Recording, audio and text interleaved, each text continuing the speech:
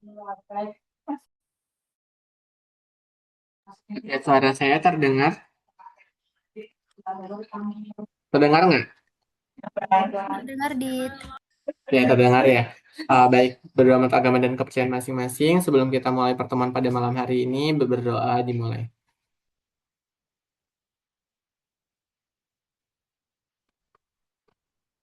Oke, baik, selesai.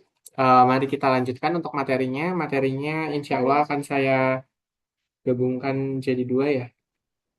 Kok tenggelam ininya? Udah bumpet. Bapak nggak ngasih ini lagi tombolnya. Oke, untuk materi berikutnya kita akan belajar yang terkait materi maksimum dan minimum serta tambahan materinya itu adalah laju terkait gitu ya teman-teman. Jadi digabungkan. Kalau dulu kita belajar maksimum minimum modulnya tersendiri dan laju terkait itu ada bersama nilai hampiran dan turunan implisit. Tapi sekarang dia sudah terpisah dan digabungkan di sini. Nah, CPMK-nya ya jelas dapat nentuin maksimum minimum, dapat tahu cekung monoton naik atau monoton turun, sama cekung atas cekung bawah, dan yang terakhir itu ekstrim lokal itu untuk khusus yang kasus aplikasi turunannya, maksimum dan minimum. Terus tambahannya apa? Mahasiswa mampu menentukan laju terkait. Nah, materinya ini. Maksimum dan minimum itu didefinisikan sebagai misalkan suatu S adalah domain dari F yang mengandung titik di C, dikatakan bahwa ini FC itu akan dikatakan suatu nilai maksimum dari F pada S jika FC-nya lebih besar dari sama dengan Fx untuk semua X elemen dari S besar. Nah, minimum berarti ya dia berarti lebih kecil dan kalau ekstrim itu adalah nilai maksimum atau nilai minimumnya gitu. Nah, keberadaan nilai maksimum sama minimum dari mana? Dapat ditentukan melalui ketika F continue pada interval tertutup A sampai B, maka F dijamin mempunyai nilai maksimum dan minimum pada A, B. Sebagai catatan bahwa kekontinuan pada interval tertutup merupakan syaratnya. Syarat apa? Si nilai ekstrim itu ada gitu. Berikutnya dikatakan titik kritis itu sebagai apa? Kalau fungsi f terdefinisi pada interval tertutup I yang mengandung titik C, jika fc adalah nilai ekstrim, maka C harus menjadi titik kritisnya. Artinya, C itu adalah salah satu dari titik akhir dari si interval I atau titik stasioner dari F, yaitu titik di mana F aksen C-nya sama dengan 0, dan dikatakan juga titik singular dari F, yaitu di mana F aksen C-nya tidak ada. Jadi untuk menentukan nilai ekstrim suatu fungsi, dianjurkan untuk mencari titik kritisnya terlebih dahulu. Nah, nilai ekstrim apa yang tadi kita obrolin terkait ekstrim-ekstrim itu dapat disimpulkan dari 13A, 13.1A, 13.2B itu dikatakan apa? Prosedur sederhana untuk mencari nilai maksimum dan minimum dari fungsi f pada interval tertutup I. Langkahnya apa? Cari dulu titik kritisnya yang paling utama, terus evaluasi f pada setiap titik kritis tersebut. Nah, nilai terbesarnya itu sudah pasti sebagai maksimum, nilai terkecilnya itu sudah pasti dikatakan sebagai nilai minimum. Contoh, soalnya, tentukan titik kritis dari fungsi dan interval berikut. Fx sama dengan x pangkat 3 ditambah x kuadrat min x plus 2 dengan interval tertutup dari min 2 sampai 1 gitu ya. Nah, artinya titik kritis dari ini kita punya 3 titik. Caranya gimana kalau kita pengen menentukan titik kritisnya? Ya, untuk yang nomor 1A gitu ya. Eh, materinya dulu ada pertanyaan nggak? Belum kan ya? Kalau belum, saya gantikan ke Word saja ya, biar lebih terlihat. Ada pertanyaan? Belum? Oke. Ini saya record sengaja ya, biar teman-teman bisa nonton ulang karena saya nggak sempat buat pembahasannya. Oke. Tentukan titik kritis. Cara cari titik kritis itu tadi ada 3. Untuk yang nomor 1A, itu tadi kan ada fx itu kan tadi sama dengan x pangkat 3 ditambah x kuadrat min x ditambah 2 dengan interval tertutup i-nya itu adalah batasan dari min 2 sampai dengan 1. Bagaimana cara mencari titik kritis? Yang pertama itu adalah mencari titik ujung interval. Nah, ujung intervalnya itu sudah dikasih. Ujung intervalnya yang mana? Itu yang huruf i gitu ya. Artinya ujung interval itu dinyatakan sebagai nilai x-nya itu sama dengan min 2 dan x-nya itu sama dengan 1 gitu. Nah, ini adalah titik dari si titik kritisnya. Lalu untuk yang kedua bagaimana? Untuk yang kedua sama, kita cari titik stasioner, di mana titik stasioner itu adalah turunan pertama dari siapa? Fungsi fx. Kalau saya punya fx itu sama dengan x pangkat 3 ditambah x kuadrat min x ditambah 2, artinya f aksen x-nya itu adalah turunan pertamanya. 3x kuadrat ditambah 2x min 1.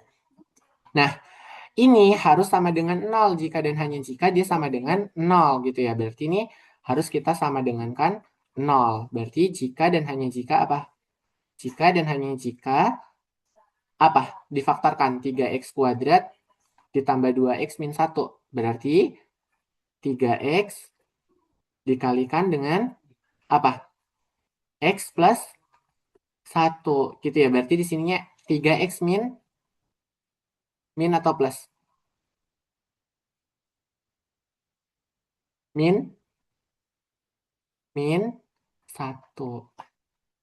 Tar dulu. Bener kan min 1? Bener-bener. Min 1. 3x kali x, 3x kuadrat, 3x kali 1, 3x, min kali x, 2x, min... Oh, bener-bener.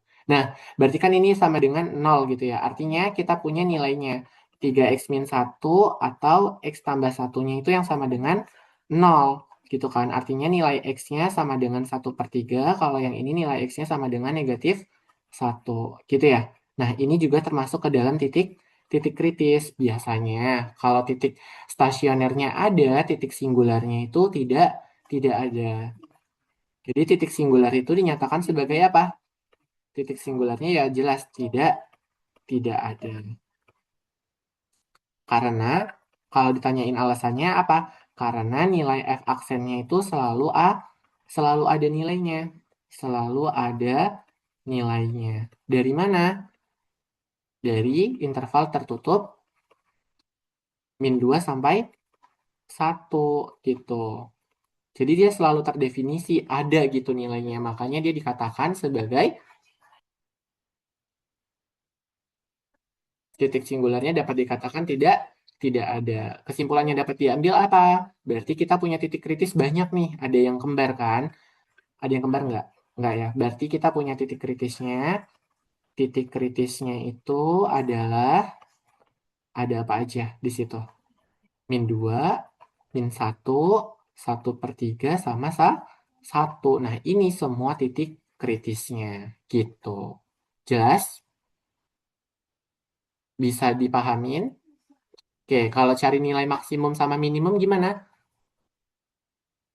Tinggal disubstitusi kemana? Titik kritis ke fungsi awal. Jadi perlu diingat ya, nanti itu ada yang disubstitusi ke turunan pertama, ada yang disubstitusi ke turunan kedua, ada yang disubstitusi ke turunan pertama. Untuk kasus nilai minimum dan maksimum, semua titik kritisnya disubstitusikan ke dalam fungsi yang pertama, gitu ya. Jadi nanti dikasih trik, kalau enggak anak-anaknya nanti dibuatin tabel gitu. Kita lanjutkan untuk ke nomor 2. Jadi ini kan pembahasannya nyambung gitu. Kita sambungkan untuk yang nomor 2. Berarti untuk menentukan nilai maksimum dan minimum, nilai maksimum dan minimum itu tinggal disubstitusikan titik kritis kemana? Ke fungsi fx gitu. Fx-nya ada apa tadi? Fx-nya itu ada x pangkat 3 ditambah x kuadrat min x plus 2. Nah, kita punya f min 2 dan seterusnya. Berarti f min 2-nya sama dengan min 2 pangkat 3 ditambah min 2 kuadrat dikurang min 2 ditambah 2. Berapa tuh?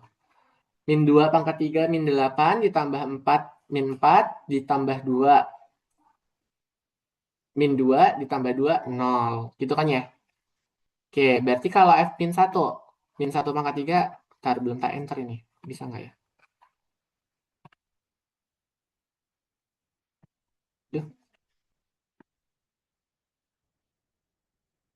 lupa nambahin slide lagi. Bisa nggak? Oh, bisa. Yuk, nilainya berarti berapa kalau untuk yang F min 1? Berarti kalau untuk yang F min 1, itu berarti nilainya gimana? F min 1 berarti min 1 pangkat 3 ditambah min 1 pangkat 2 dikurang min 1 tambah 2. Min 1 tambah 1, 0. Tambah 1, 1. Tambah 2, 3. Gitu. Untuk yang lainnya, F berapa lagi? F 1/3. F1/3 berarti nilainya apa? 1/3 pangkat 3 ditambah 1/3 dikuadratkan dikurang 1/3 tambah 1/3. Berarti ini kan saling coret habis gitu ya. Enggak ya, 1/9 ya. 1/27 tambah 1/9 dikurang 1/8 ditambah 1/3 ini. 1/3. Ditambah dengan 2.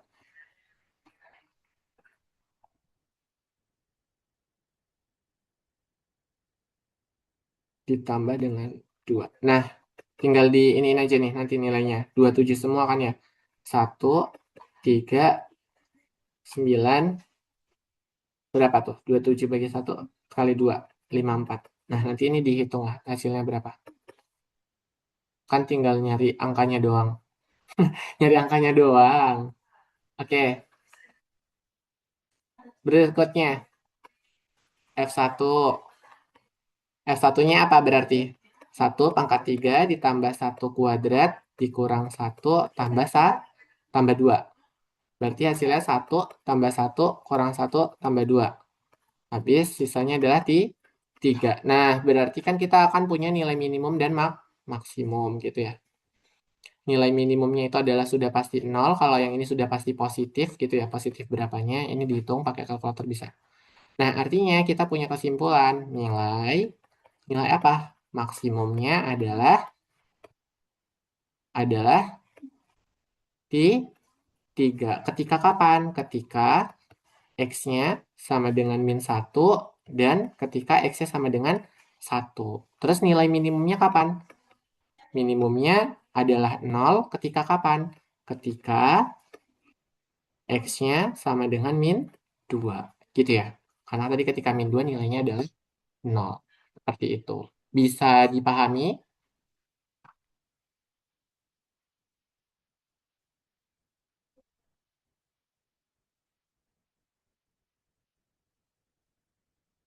Oke, kalau tidak ada yang bertanya berarti seharusnya bisa ya.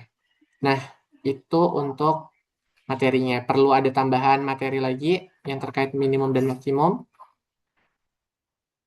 Yang 1B kira-kira aman nggak? Atau yang 1A?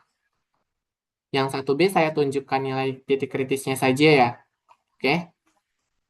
X mutlak X plus 1 dikuadratkan. Oke. Nanti tinggal dicarikan untuk nilai maksimumnya. Untuk yang 1B berarti Fx tadi kalau nggak salah mutlak X dikalikan dengan X plus 1 yang dikuadratkan dengan interval tertutupnya itu adalah -1,1. Berarti untuk mencari titik kritisnya gimana? Kita cari dulu ujung interval. Ujung intervalnya siapa? Ujung intervalnya jelas. X-nya itu ada -1 dan X sama dengan 1. Terus untuk yang kedua ada siapa? Ada titik stasioner. Bagaimana cara mencari titik stasioner? Cari melalui turunan pertama. Kalau saya punya fx itu sama dengan mutlak x dikalikan dengan x plus 1 dikuadratkan, gitu kan ya. Berarti f aksen x-nya apa? F aksen x-nya.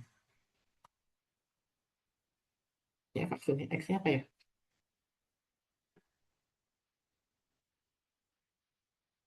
X plus 1 dikuadratkan berapa nilainya? X kuadrat ditambah 2x plus 1. 1 kali 1, 1 kan?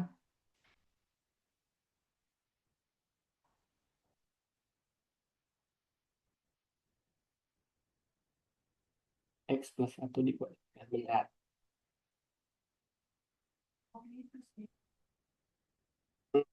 Yang satu adalah bisa positif, bisa negatif ya. Berarti turunan pertamanya itu adalah ini. Karena dia mengandung nilai mutlak, kita ambil yang positifnya saja deh. 3x kuadrat ditambah 4x plus 1.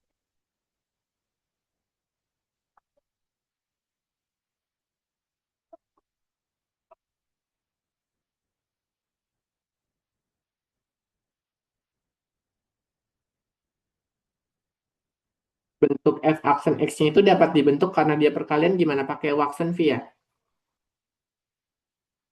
Ingat nggak pakai Watson V? Sini guys, saya hapus dulu. Nah, ini kok nggak bisa dihapus?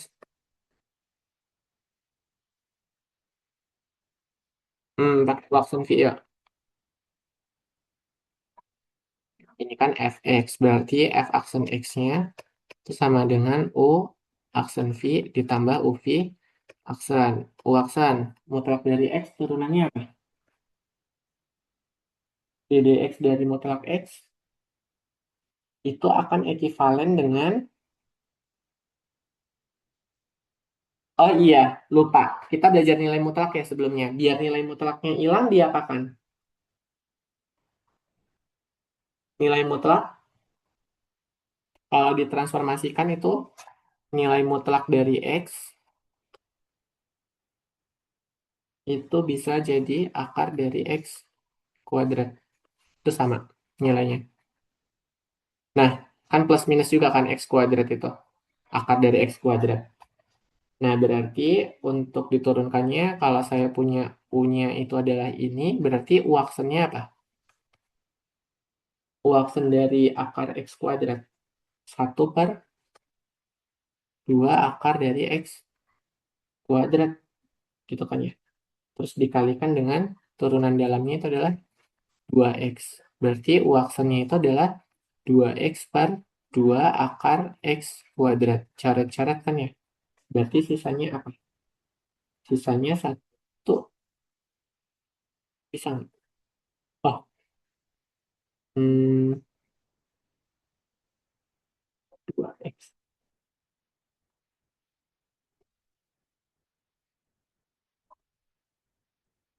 Udah hitung ini dulu. Berarti kan maksudnya itu.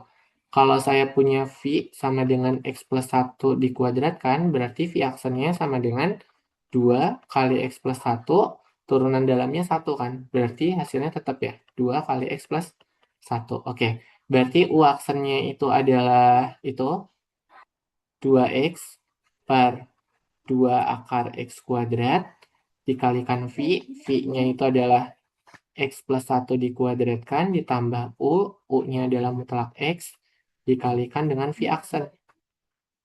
V aksennya itu adalah 2 kali x+1 aja. Gitu kan ya? Oke, berarti nilainya gimana? Hmm, bukan, nggak pakai mutlak ini. Tetap pakai akar karena udah dibuat yang setara. Akar dari x. Berarti ini sama dengan apa? Nilainya. Itu coret-coret, berarti sisanya kan ini kalau dicoret. Nih, berarti kan kita punya x+1 dikuadratkan.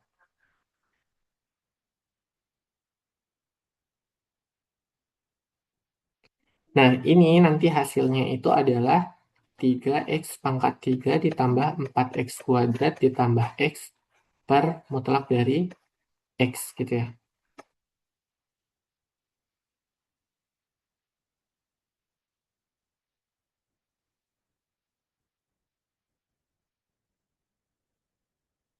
Nah, udah berarti titik kritisnya gimana?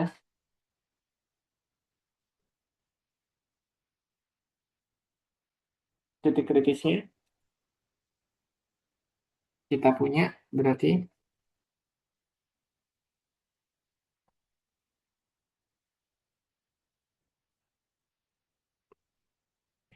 3x pangkat 3 ditambah 4x kuadrat ditambah x per mutlak dari x itu sama dengan 0 kan ya?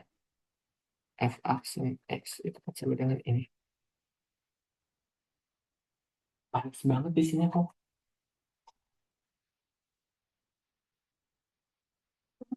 Panas banget.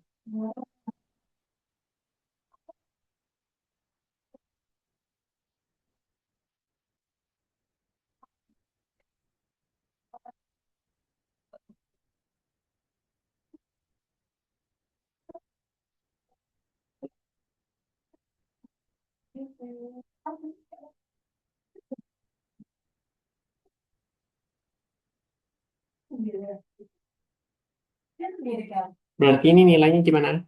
3 X pangkat 3 ditambah 4X kuadrat tambah X itu sama dengan 0. Nah, X-nya kita keluarkan.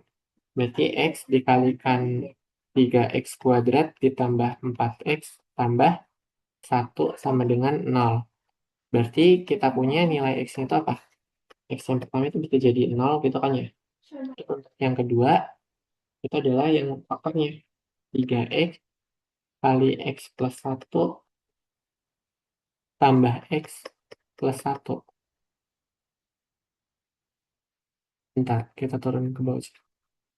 Sini, sini.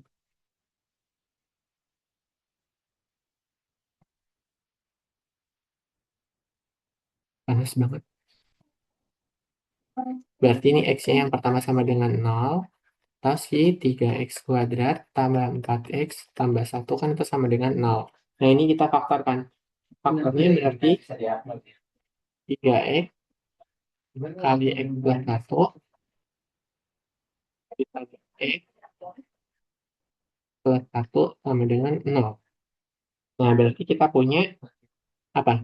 X kali X plus 1 dikalikan lagi 3X plus 1 sama dengan 0. Artinya yang ini X sama dengan 0 lagi, atau X plus 1-nya sama dengan 0, maka X sama dengan min 1, dan 3X plus 1 sama dengan 0, maka X sama dengan min 1 per 3. Nah, ini titik kritisnya, ini titik kritisnya, ini juga titik kritisnya. Gitu ya. Nah, artinya titik singularnya itu tidak ada. Singular X-nya sama dengan apa? Titik singularnya ada nggak? Tidak terdefinisi pada intervalnya. Dia min 1 sampai min 1/3 doang ya. Tapi batasnya min 1 sampai 1. Definisi nggak tuh?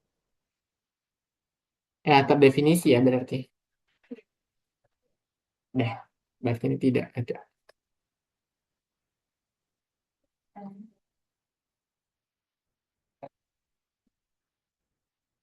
Itu, itu untuk titik kritis dan nilai minimum dan maksimum. Ada pertanyaan belum? Belum?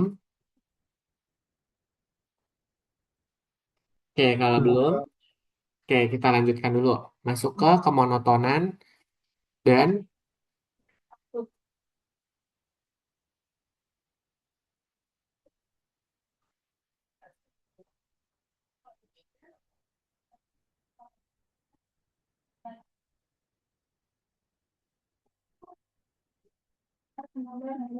nah, definisi kemonotonan itu apa?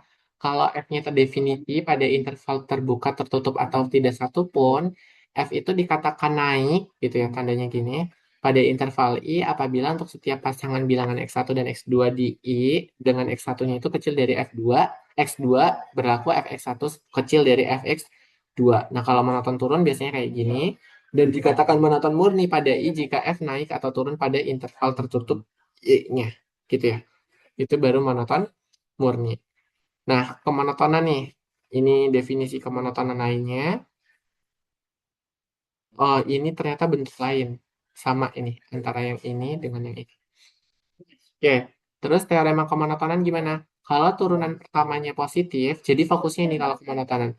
Kalau turunan pertamanya positif ketika diuji, maka F itu dapat dikatakan naik pada interval tertutup A, B. Kalau dia lebih kecil, baru dia akan turun di A, B. Diuji dulu nih titik kritisnya gitu ya pada turunan pertama. Contoh soal. SS dulu.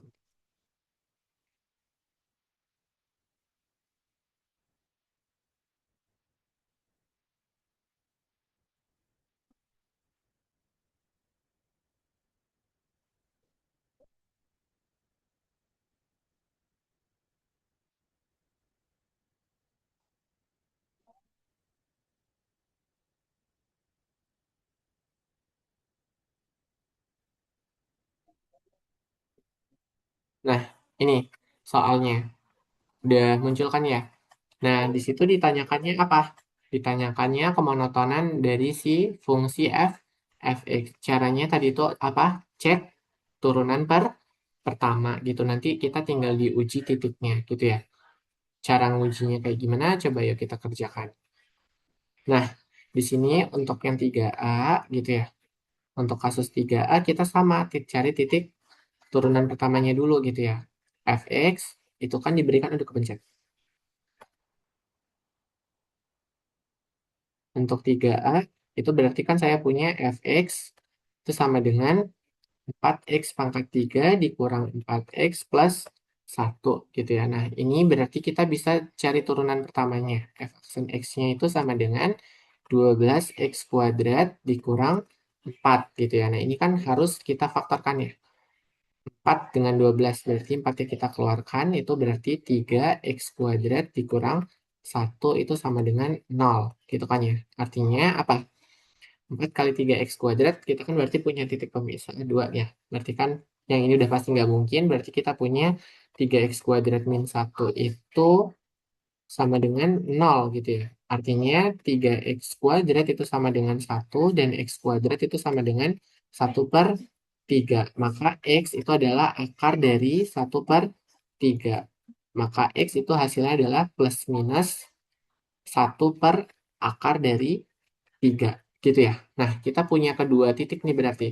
Punya titik plus dan minus. Nah, kita buatlah grafiknya di sini.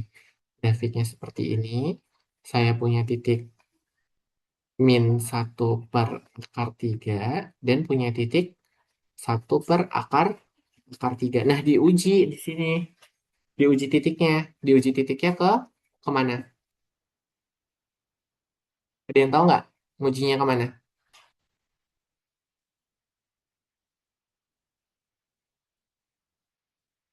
Kalau nguji turunan nguji ini nyarinya di mana? Untuk yang monoton, kemonotonan,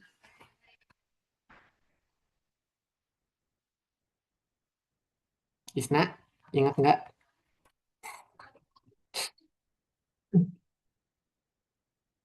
Yuk, ngujinya di mana? Harus dites ini.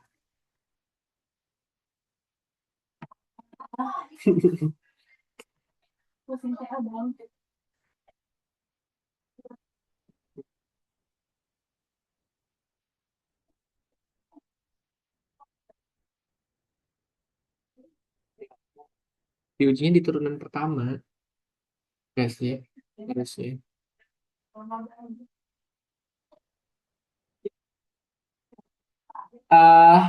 Ya, diujinya di turunan pertama gitu ya. Kalau nggak kuat panas banget ini ruangannya. Makin ditutup lagi. Nah, misalkan min 1/akar 3 itu berapa nilainya? Ambillah kita kira-kira min 1/2 kan. Ambil. Berarti kita ambil coba di sini. Kalau di sini ambil min 2, gimana tuh jadinya? Ya udah, berarti F aksen min 2 itu sama dengan apa? Tadi turunannya apa? 12x kuadrat kan ya? Berarti 12x kuadrat min 4. Berarti 12 kali 2 kuadrat min. Nah, ini hasilnya 12 kali 4 kurang 4. Ah, udah pasti ini positif ya. 48 kurang 4, 44 itu besar dari 0. Berarti ini positif, positif, positif, positif. Nah, ini ke atas. Dulu saya dapat trik kalau udah dapat sini positif, bisa sininya udah pasti negatif, negatif, negatif, kesananya positif, positif, positif. Tapi tidak selalu ya, teman-teman. Caranya gimana ya? Udah dicek satu per satu. Di sini misalkan masukkan 0, di sini masukin berapa? 2 gitu kan boleh ya. Kalau 2 kan tetap positif. Kalau 0 baru dia negatif. Karena 0 dikurang 4 negatif 4. Berarti monoton turun, monoton naik gitu. Gitu ya. Paham? Oke, kalau paham, kita lanjutkan untuk kasus berikutnya. Yang 3B. 3B itu saya punya fx itu sama dengan 2x per 1 ditambah x kuadrat. Berarti f aksen x-nya apa? U aksen V dikurang UV aksen per V kuadrat. U aksen turunan dari 2X. 2 kali V, 1 plus X kuadrat. Dikurang U, 2X. V aksennya apa? 2X juga ya? 2X. U-nya 2X, maka U aksen itu adalah 2, V-nya itu adalah 1 plus X kuadrat, maka V aksennya itu adalah 2X per V kuadrat. Berarti 1 ditambah X kuadrat yang dikuadratkan. Nah, ini hasilnya gimana? Kalau bentuknya gini, ya udah tinggal dikalikan. Berarti 2 ditambah 2X kuadrat dikurang 4X kuadrat. Benar nggak? 2X kali 2X. U kali V aksen. Bener kan? Nah, lalu yang bawahnya gimana? Ya udah berarti per 1 plus X kuadrat yang dikuadratkan. Nah, 2X ditambah dikurang 4X. Ya sisanya negatif 2X gitu ya. Berarti kita punya turunannya itu V aksennya adalah min 2X kuadrat plus 2 per 1 tambah X kuadrat yang dikuadratkan. Nah, ini cari titik pemisahnya lagi. Ini harus sama dengan 0. Nah, nanti dicari titik pemisahnya berapa tuh nilainya. Ini sesuatu ini dikalikan ke sana kan 0 ya pasti nilainya. Tinggal dikalikan saja jika dan hanya jika sama dengan 0 kan. Berarti kita punya min 2x kuadrat ditambah 2 sama dengan 0. Sama-sama min 2x kuadrat sama dengan min 2. Berarti x kuadrat itu sama dengan 1. Sehingga x-nya itu sama dengan plus minus 1. Gitu ya. Akar dari 1 kan nilainya adalah plus minus 1. Gitu. Bisa? Bisa tak?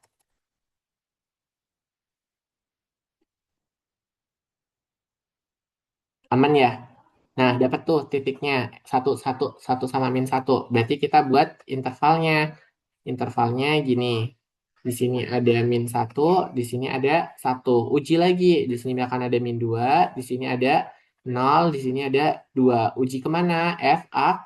Aksen. F aksen X-nya tadi min 2X kuadrat tambah 2 per 1 tambah X kuadrat dikuadratkan. Artinya F aksen min 2 itu berapa?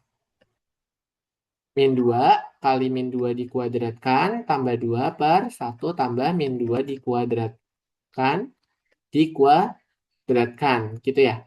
Berarti min 2 kuadrat 4 kali min 2 min 8 tambah 2 min 6 per min 2 dikuadratkan itu adalah 4 tambah 1 5 dikuadratkan 25. Berarti kan ini negatif. Kalau di sini negatif, kemungkinan besarnya di sini sudah pasti positif. Kalau nggak percaya, diuji lagi. Diuji ketika apa? F0. F aksen F0 itu sama dengan min 2 kali 0 dikuadratkan tambah 2. Positif kan tuh ya? Nggak mungkin nggak. 1 tambah 0 dikuadratkan lagi. Ya pasti 2 per 1 sama dengan 2. Udah pasti positif. Berarti turun, naik, turun. Jelas? Bisa? Ada pertanyaan? Belum. Oke, kalau belum, kita lanjutkan ke materi berikutnya. Aman ya untuk monoton? Jelasnya kalau monoton seperti itu.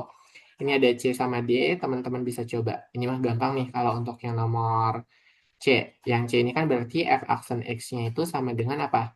U aksen V ditambah UV aksen. U aksennya yang X min 1. U aksennya berarti 1 kali V X plus 2 ditambah U. U-nya X min 1 kali 1. Berarti X plus 2 ditambah X min 1. Gitu kan ya? Berarti nilainya adalah 2X min 1 sama dengan 0, maka 2X sama dengan 1, maka X sama dengan 1 per 2. Nah, ini lebih gampang yang nomor C. Yang C ini berarti kita cuma punya titik 1, min 1 per 2. Kok min 1 per 2? 2X plus 1, sorry. Plus 1, berarti ini min 1, min setengah. Ya udah, kalau di sini min 1 substitusikan. Min 1, min 2. Min 1 tambah 2, min. Min 1 tambah 2, 1. Berarti, gimana tuh? Kalau min 1 kan min 2 ya? Disubstitusikan keturunan pertama, sorry. 2 kali min 1, min 2, tambah 1, sama dengan 0. Negatif kan harusnya. Kalau yang di sini 1, berarti positif. Monoton turun, monoton naik. Gitulah pokoknya. Untuk yang monoton dan nah, sekarang masuk ke cekungan. Misalkan F mempunyai turunan pada interval terbuka I, F itu akan dikatakan cekung ke atas pada interval I jika F aksennya naik pada I. Kalau cekung ke bawah itu pada interval I, F aksennya turun pada I. Jadi ada hubungannya nih. Kalau dia turun, dia cekungnya kemana, kalau naik itu gimana. Nah, hubungannya apa? Kalau F-nya hubungan antara kemonotonan dan turunan kedua. Kalau tadi turunan pertama hubungannya seperti ini, kalau turunan kedua, kalau F double aksennya positif, maka F-nya cekung ke atas. Tapi kalau F double aksennya negatif, itu dia cekung ke bawah. Ketika kapan? Dicek di turunan kedua. Tapi kalau di turunan pertama, ya ini hubungannya. Jadi kalau tanda F double aksennya positif, F aksennya itu monoton naik, cekungnya ke atas. Tapi kalau F double aksennya negatif, dia dikatakan monoton turun dan cekungnya adalah ke bawah. Lalu ada titik balik. Misalkan F continue di C, kita sebut C, FC adalah titik balik dari F jika terjadi perubahan kecekungan di sekitar C seperti gambar berikut. Jadi saya sudah ada turun, monoton turun, cekung ke atas, tapi nanti dia balik lagi, cekung ke bawah, kayak gitu. Jadi monoton naik, turun lagi. Nah, titik baliknya ini, titik ini yang ada di perpatahan ini itu disebutnya dengan titik balik. Jadi dia turun, naik, monoton cekung ke atas, terus tiba-tiba nanti ada patahan dia jadi cekung ke bawah. Nah, itu disebutnya dengan titik balik. Contoh soalnya gimana? Ada di soal berikut, nomor 4 dan 5. Tentukan di mana fungsi-fungsi berikut dapat dikatakan monoton. Cekung ke atas atau cekung ke bawah. Saya gantikan share screen-nya untuk ke Word. Nah, ini sudah muncul. Tentukan di mana fungsi berikut cekung ke atas atau cekung ke bawah. Nomor 5, makan menentukan titik baliknya. Jadi kita cari dulu kecekungannya pada turunan kedua dan diuji pada turunan kedua. Nah, berarti kalau nanti buat tabel, saya to the point aja ya. Kalau dia mencari minimum dan maksimum disubstitusikannya ke fungsi awal, kalau mencari kecekungan lagi, kemonotonan itu di turunan pertama, kalau mencari kecekungan di turunan kedua, gitu ya. Nguji titik kritisnya. Kalau diberikan titik ujung, itu juga menjadi titik kritis. Tapi kalau tidak ada, tinggal dicarikan saja, gitu ya. Nomor 4A. 4A diberikan soal fx itu sama dengan x pangkat 4 dikurang 6x pangkat 3 dikurang 24x kuadrat ditambah 3x ditambah 1. Cari turunan pertamanya dulu, gampang. Berarti tinggal turunkan. 4x pangkat 3 dikurang 18x kuadrat dikurang 42x ditambah 3. Ini untuk turunan pertama. Artinya turunan keduanya f double aksennya 12x kuadrat dikurang 36x dikurang 40, 24 kali 2, 48 ya. Ini 48. 48. Nah, ini juga sama dengan 0 jika dan hanya jika. Jadi kalau 12x kuadrat min 36x min 48 itu sama dengan 0, kita bagi deh biar gampang. Sama-sama dibagi berapa? 12. Biar lebih kecil nilainya. Berarti x kuadrat dikurang 3x dikurang berapa? 48 bagi 12 itu 4 sama dengan 0. Berarti kita bisa memfaktorkan. Faktornya jadi apa? X dikalikan sesuatu, X dikalikan sesuatunya. 4 dengan 3. Berarti siapa? Min 4 dan 1. Gitu. Ini sama dengan 0 faktornya. Kalau nggak bisa pakai rumus ABC. Gitu ya. Kalau memfaktorkan yang seperti ini sudah ada di modul sebelumnya. Artinya X-nya akan bernilai 4 atau X-nya juga bernilai min 1. Uji tanda dari titik yang telah diperoleh. Ada berapa titik kritisnya? 2. Siapa? 4 dan min 1. Berarti kita punya X sama dengan 4 dan X-nya sama dengan min 1. Kita buat intervalnya. Di sini ada min 1, di sini ada 4. Ambil titiknya, misalkan sini 0, di sini min 2, di sini ada 5. Udah, uji ke turunan F double aksen X-nya. Tadi kita F double aksennya dapat pemfaktoran yang lebih mudah nilainya itu nilainya berapa? X kuadrat dikurang 3x min 4. Berarti untuk F double aksen 0 itu sama dengan 0 kuadrat dikurang 3 kali 0 kurang 4. Nah, hasilnya negatif 4. Berarti di sini negatif. Artinya di sini positif, positif, positif. Di sini positif, positif, positif. Kalau positif, dia artinya cekung kemana? Cekung kemana? Cekung ke atas. Nah, ini berarti cekung ke atas, cekung ke bawah, dan ini cekung ke atas. Dibuat kesimpulannya dalam kalimat boleh? Boleh. Dapat disimpulkan gimana? Dapat disimpulkan bahwa F akan cekung ke atas saat kapan? Pada interval dari minta hingga sampai dengan 1 dan 4 sampai dengan positif tak hingga. Dan cekung ke bawah ketika kapan? Cekung ke bawah ketika ini interval dari -1 sampai dengan itu. Bisa dipahamin?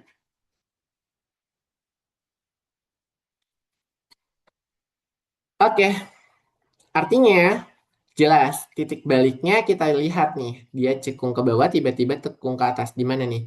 Titik baliknya ya ini ada di -1 dan ada di 4. Karena dia naik cekung ke atas, nanti tiba-tiba turun, naik lagi gitu ya. Nah, titik baliknya itu ada di pasangan terurut -1 dan F -1 gitu. Saya buka modulnya dulu. Tuntunan buat ininya gimana kata-katanya.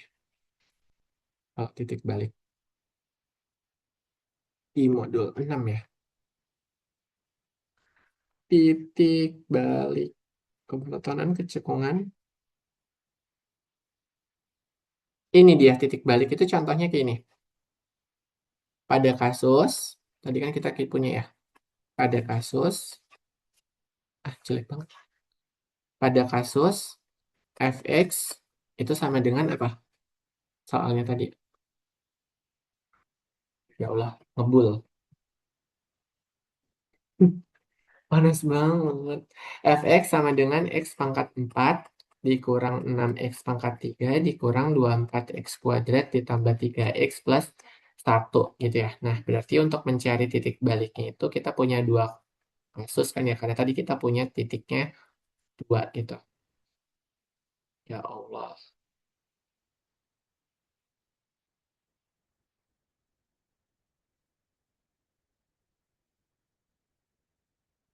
Hmm. Kan tadi kita dapat F itu cekung ke bawah ke ketika kapan? Ketika X-nya itu ada di antara apa? Minta hingga sampai dengan 1 gitu ya. Dan ya. Oh, cekung ke bawahnya. Sorry, sorry. Kebalik. Cekung ke bawahnya. Ini yang ini. Cekung ke bawahnya yang -1 sampai 4. Berarti X-nya ada di antara -1 sampai dengan 4. Dan F cekung ke atas. Ya Allah, panas banget. Ketika apa? X-nya kecil dari 1 nggak sih? Ini bukan 1. Udah lagi kali ini. -1. Ini -1. Berarti ketika kecil dari -1 dan ketika X-nya itu lebih besar dari 4. Cekung ke atas kan ya. Berarti terjadi perubahan kan ya. Terjadi perubahan ketika kapan? Pada X sama dengan -1 dan X sama dengan 4. Artinya ini -1, F -1 pasangannya kan ya. Itu akan ekivalen dengan siapa? Aduh, substitusikan saja ya. Berarti -1 koma F min 1. F min 1 substitusikan ke F awal.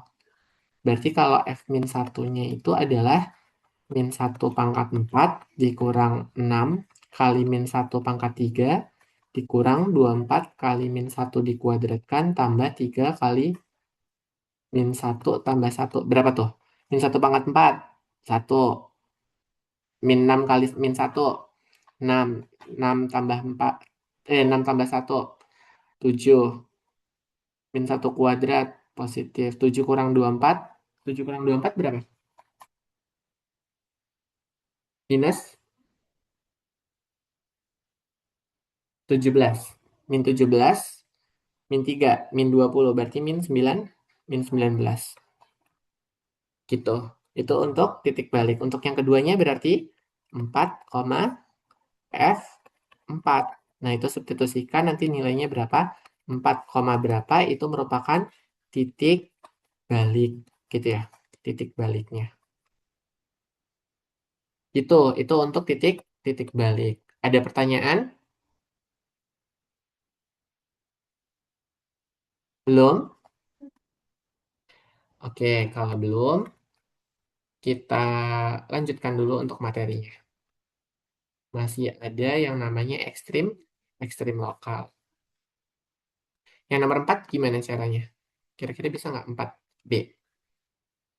4B ya sama ya pakai Waxen V, Uffiaxan. Kalau nomor C nih, yang C nih, 4C gampang nih. 4C berarti kita punya Fx, F aksen X-nya berarti 6X kuadrat dikurang 18X plus 12. Maka F double aksennya sama dengan 12X min 18 sama dengan 0. Berarti 12X min 18 sama dengan 0. Maka 12X sama dengan 18. X-nya sama dengan 18 per 12. Berapa sederhananya? Bagi 6. Kalau dibagi 6 berarti 3 per 2. Ya udah, berarti kita punya titiknya itu cuma 3 per 2. Cek sebelah sininya 0, cek sebelah sininya 4. Berapa tuh? 0. Kalau 0 dimasukin 0 ke turunan kedua, berarti min kan ya? Berarti ini cekung ke bawah, dan di sini akan positif. Berarti ini cekung ke atas. Nah, ini akan terjadi perubahan titik baliknya di sini. Gitu ya, cari ya. Berarti titik baliknya itu F 3 per 2, F 3 per 2. Ini F-nya nggak usah yang ini. Berarti ketika disubstitusikan 3 per 2, nilainya berapa ini? F 3 per 2. Berarti sama dengan 2 kali 3 per 2 pangkat 3 dikurang 9 kali 3 per 2 pangkat 2 tambah 12 kali 3 per 2. Nah, dihitung nilai F3 per 2-nya nanti akan diperoleh F3 per 2 itu nilainya berapa? 3 pangkat 3, 27 per 4. Berarti 27 per 4 kali 2. Berarti 27 per 2. Ya, ini pokoknya dihitung ya. Nanti kalau dihitung itu dapat kok nilainya. Yang bagian ini aja. Jadi nanti kita dapat pasangannya, intinya titik baliknya ini. Ini disebutnya dengan titik titik balik. Iya bener sih kalau dihitung dapat. Orang cuma tambah-tambahan kok. Nah, kalau ekstrim lokal apa? Kalau ekstrim lokal itu adalah nilai maksimum dan minimumnya. Misalkan X merupakan daerah asal dari F yang memuat titik C, FC merupakan nilai maksimum lokal. Dikatakan maksimum lokal jika terdapat interval terbuka A, B yang memuat C sedemikian rupa sehingga FC adalah nilai maksimum pada A, B irisan dari S. Gitu. Jadi FC dikatakan nilai ekstrim lokal dari F jika FC berupa nilai maksimum lokal atau minimum lokal. Caranya gimana? Uji turunan pertama. Kalau dia F aksen X-nya positif, berarti dia maksimum lokal. Kalau F aksen X-nya kecil dari 0, kalau dia negatif berarti minimum lokal. Beda halnya kalau menguji turunan kedua. Kalau F double aksennya positif berarti dia minimum lokal, tapi kalau dia kecil dari 0, dia maksimum lokal. Jadi bedain. Kalau F aksen X-nya itu yang positif, berarti dia disebutnya maksimum lokal.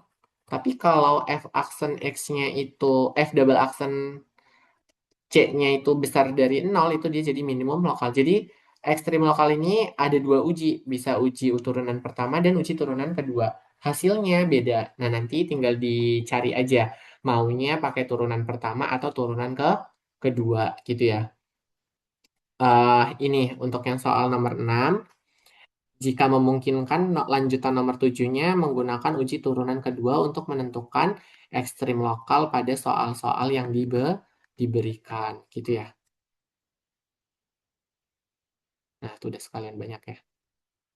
Hmm, ya di sini kita pasta gunakan uji turunan pertama. Ya udah kita pakai turunan pertama dulu. Soalnya itu diulang-ulang kok. Dari nomor satu sampai seterusnya itu ada beberapa soal yang kembar. Jadi tinggal dipakai lagi di soal berikutnya gitu. Kalau mau dari awal sampai akhir pakai soal itu aja itu boleh buat mencari ke semuanya gitu. Biar nggak berubah-berubah soalnya masih fokus di satu soal yang sama gitu. Contohnya ini nomor 6A dan B itu kan sama kayak soal sebelumnya. Yaudah, berarti yang nomor 6A itu kan tadi kita udah nyari ya. Fx itu sama dengan x pangkat 3 ditambah x kuadrat min x plus 2. Pengen diuji di turunan pertama. Berarti f aksen x-nya itu 3x kuadrat ditambah 2x min 1 sama dengan 0. Artinya jika dan hanya jika. Ding. Nanti teman-teman nulisnya jika dan hanya jika ya. Jangan langsung sama dengan 0. Takutnya nanti rancu. 3x kuadrat ditambah 2x min 1 itu sama dengan 0. Nah, dibuat gini dulu. Bang, layarnya belum keganti. Oh, layarnya belum diganti ya. Bentar, maaf. Oke, kita lanjutkan. Nah, ini. Fx sama dengan x pangkat 3 ditambah x kuadrat min x tambah 2. Berarti kan turunan pertamanya 3x kuadrat ditambah 2x min 1 gitu ya. Jika dan hanya jika 3x kuadrat. Nah, nanti pokoknya semuanya kalau mau cari titik-titik kritis itu pakai tanda ini. Baru disama denganin 0. Jangan langsung. 3x kuadrat tambah 2x min 1 sama dengan 0. Berarti kalau kita faktorkan hasilnya gimana? X, 3x ya. 3x. Pakai ABC boleh kalau mau pakai ABC. Berarti ini 3x plus 1 dikalikan dengan, kebalik deh, min ya harusnya. 3x min 1.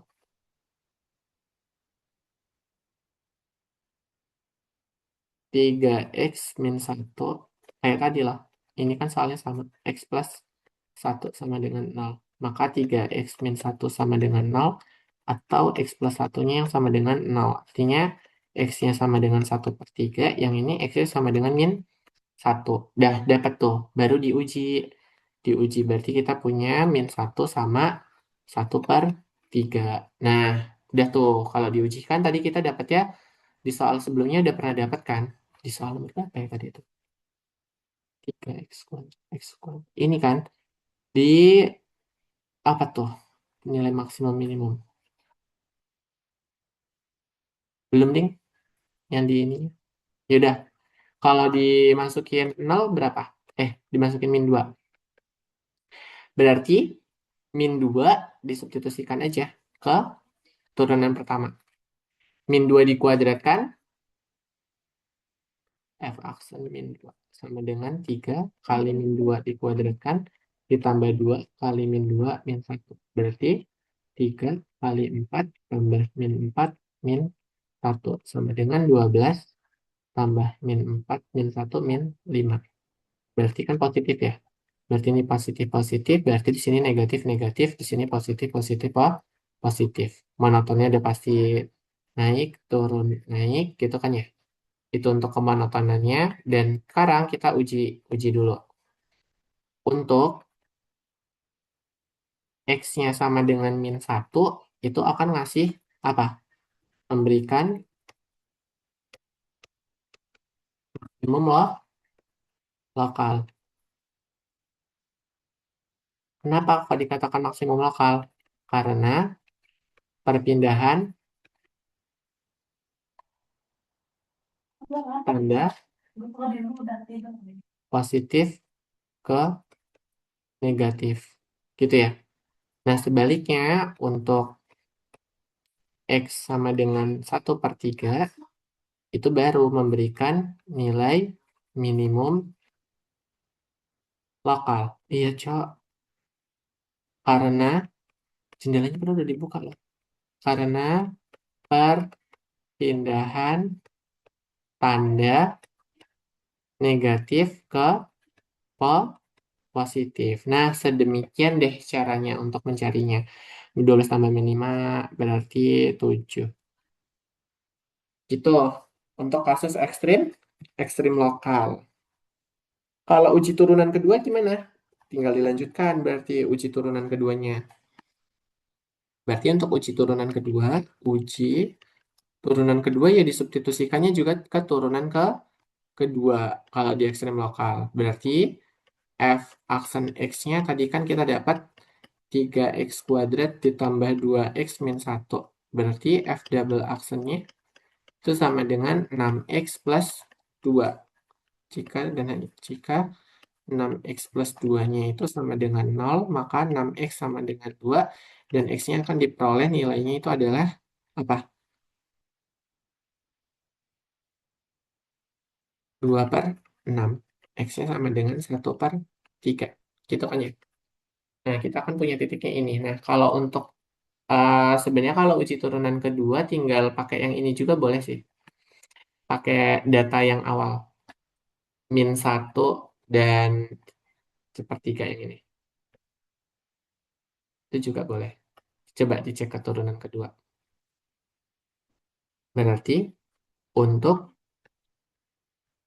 X sama dengan 1, min 1, maka F double aksennya apa?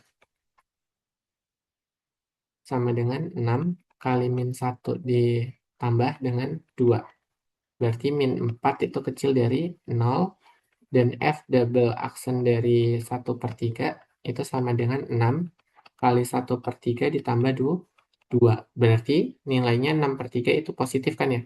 4 lebih besar dari 0. Artinya kalau ini adalah maksimum lokal, terbukti kan ya? Dia sebagai maksimum lokal, kalau yang ini sebagai minimum lokal gitu. Sama nggak sama kesimpulan yang turunan pertama? Sama. Citra, maaf. Hmm. Itu bukannya dua kalau pindah ruas jadi min 2 ya? Jadi min 1/3 nggak sih Oh X-nya? ya, min 1/3. Ini ya, iya ya, min 1/3. Iya, Citra. Sama kayak yang atas. Dah, tapi ketika diuji, sama kan ya, si turunan keduanya ketika disubstitusikan X min 1 juga nilainya min 4, kecil dari 0 berarti dia maksimum lokal. Kalau dia positif, turunan keduanya berarti minimum lokal. Sama ya, nih, di turunan pertama juga dia 1/3 itu minimum lokal. Kalau dia di turunan pertama di X sama dengan min 1 itu maksimum lokal. Jadi kesimpulan antara uji turunan pertama dan turunan kedua itu sama saja. Tinggal disubstitusikan titik kritis yang awal. Gitu. Ada pertanyaan? Aman? Oh ya Allah panasnya. Kamarnya mau kebakar beneran. Belum ya? Ada pertanyaan belum? Oke, kalau belum, kita lanjutkan ke materi berikutnya.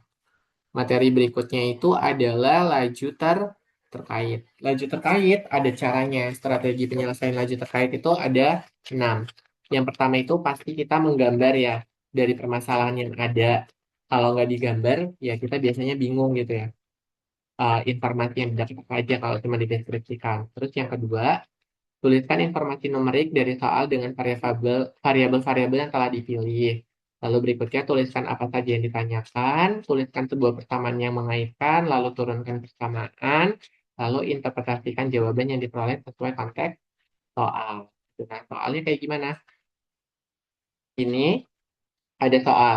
Sebuah lingkaran yang mempunyai jari-jari R mempunyai luas A sama dengan PR kuadrat. Tentukan pertambahan luas lingkaran terhadap waktu T, nyatakan hasilnya dalam dr dt, gitu ya. Nah, caranya gimana berarti untuk kasus ini? Kalau dia dr dt, tentukan pertambahan luasnya. Berarti nomor 4 ini dapat dinyatakan sebagai apa? karena A dan R itu adalah fungsi dalam waktu T, gitu. Berarti kan kita pengen cari turunan A terhadap T-nya gitu kan ya. Berarti dA dt itu sama dengan si A-nya itu adalah PR kuadrat kan ya. Berarti d dt dari 2PR. Gitu kan ya. Berarti ini hasilnya turunan dari, kok 2PR. PR kuadrat.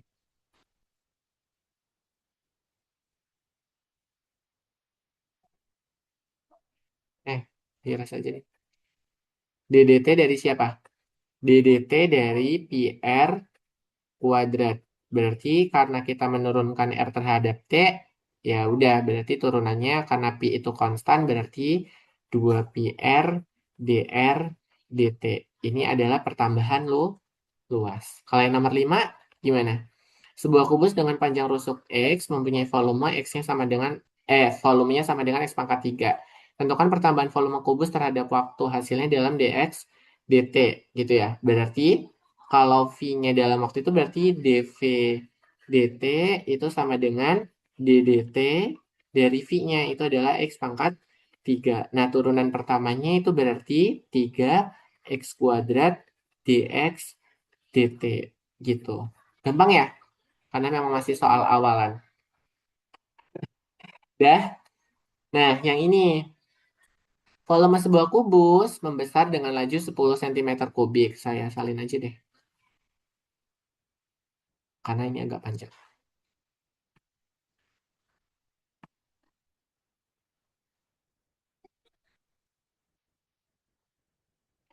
Nah, sebuah kubus membesar dengan laju. Yaudah, kita ketahui dulu. Kubus itu kan volumenya apa? Nomor 6. Volume kubus dan luas permukaan. Misalkan luas permukaan dinyatakan sebagai A, volume kubus sebagai V. Sisinya adalah S. Sisi kubus itu dinyatakan sebagai S. Tadi diketahui laju perubahan, berarti dV dt perubahannya itu adalah 10 cm kubik per menit. Gitu kan ya? Berarti kita pengen cari apa? Luas perubahannya. Luas permukaannya berarti dA dt ketika kapan? Ketika T-nya, kok T-nya sisinya 30 cm. Ketika S-nya, ada salah. Pencet ini. Berarti ketika S-nya sama dengan 30 cm. Nah, ini ditanyain berapa gitu ya. Nah, caranya gimana? Ya udah. Tadi kan kita punya volume, kita punya bekal volume, berangkat dari situ aja kita bekalnya. Nggak mau dipencet. Ih, males banget. Masa nggak kesimpan belum aku save lagi? Bentar teman-teman, di save dulu. Nggak kepencet soalnya. TOT modul 13. Kan nggak kesimpan aku udah capek-capek dulu. Tapi dari kotanya sih. Iya, iya dong. Pada nulis ulang. Kalau pada sebenarnya. Oke, udah kesimpan. Nah, yuk. Kita tadi kan punya volumenya itu apa? Volume kubus itu dapat dinyatakan sebagai X pangkat 3. Sedangkan luas permukaannya itu 6S kuadrat. Nah, volume kubus dapat dinyatakan dalam luas permukaan kubus nggak? Bisa. Caranya gimana? Kalau saya punya volume itu sama dengan S pangkat 3, gitu ya. Saya bisa mensubstitusikan siapa? Ayo, kita bisa mensubstitusikan siapa? Dinyatakan dalam luas permukaan. Terus berarti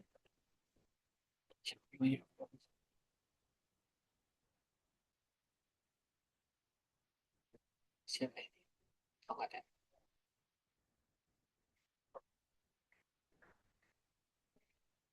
Kalau volume sama dengan X pangkat 3, berarti kita bisa mendefinisikannya sebagai apa di sini? Hubungannya antara volume dan luas permukaan. Ntar aku lagi mikir juga. Kalau volumenya S pangkat 3, A-nya 6S kuadrat, berarti, oh gini, A per 6 itu sama dengan S kuadrat. Berarti S-nya itu sama dengan akar dari A per 6. Maka volume itu kan sama dengan S pangkat 3. Dapat dinyatakan dalam suatu permukaan juga. Berarti volume kubus itu berapa pangkat 3-nya dari luas permukaan? Yaitu A per 6 yang dipangkatkan 3. Berarti volumenya itu ekuivalen dengan A per 6 yang dipangkatkan dengan 3 per 2. Nah, semoga teman-teman tahu nih perubahannya kenapa jadi kayak gini gitu ya. Itu dulu. Nah, volume itu ternyata ekuivalen dengan si luas permukaan setara dengan A per 6 yang dipangkatkan 3 per 2. Artinya, kalau saya pengen punya volume sama dengan A per 6 pangkat 3 per 2, maka saya dapat menyatakan siapa? Menyatakan A itu dalam bentuk apa?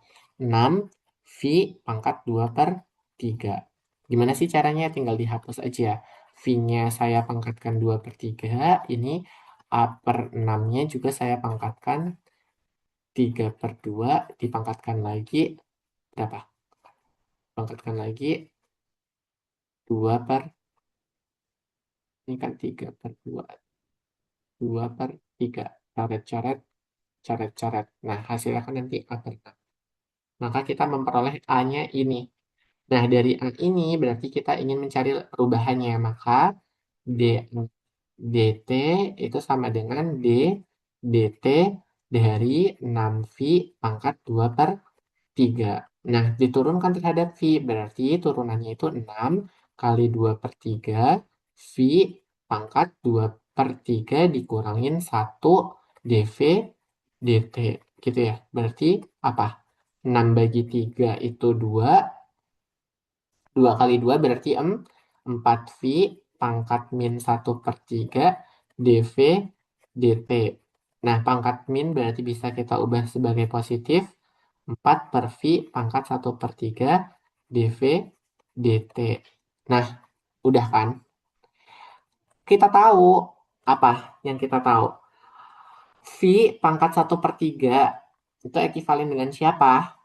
Kalau V itu sama dengan S pangkat 3, berarti V pangkat 1 per 3 itu sama dengan S pangkat 3 yang dipangkatkan 1 per 3. Maka V 1 per 3 itu ekuivalen dengan S aja gitu ya. Berarti ini 4 per S dV dt gitu. Itu laju terkait. Nah, ini mulai terasa kan soalnya? Iyalah. Nah, terus tadi diketahui apa? Diketahui diketahui dV dt-nya itu adalah berapa? Tadi itu kalau tidak salah nilai-nilai yang diketahui itu S-nya 30 cm dan dV dt-nya itu tadi diketahui sama dengan 10 cm kubik per menit gitu. Nah, ya berarti dA dt ketika S-nya itu sama dengan 30 itu sama dengan 4 per 30 dikalikan 10. Berapa nilainya? 4 per 3 cm persegi per menit. Gitu ya. Kenapa kok jadi persegi? Karena dia luas permukaan. Gitu. Oke? Bisa dipahamin? Aman?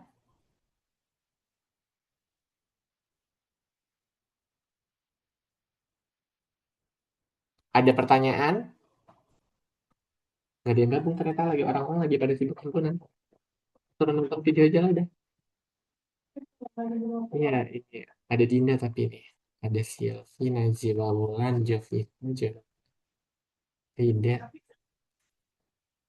Iya, Rizky juga nggak gabung. Pasti dia udah males bete dengerin. Oh, udah materinya gampang pasti gitu. Yaudah, itu untuk materi modul 13. gitu. Ada pertanyaan? Belum ya? Belum lah, orang diam-diam aja. Ya, laju terkait kurang lebih kayak gitu soalnya. Kayaknya laju terkait ini nanti pembahasannya ada deh dibuat. Oke, kita masuk ke penyelesaian persamaan diferen. Ya, ini lebih gampang ya. Yang hasilnya C, C, C, C, C, C, C, C.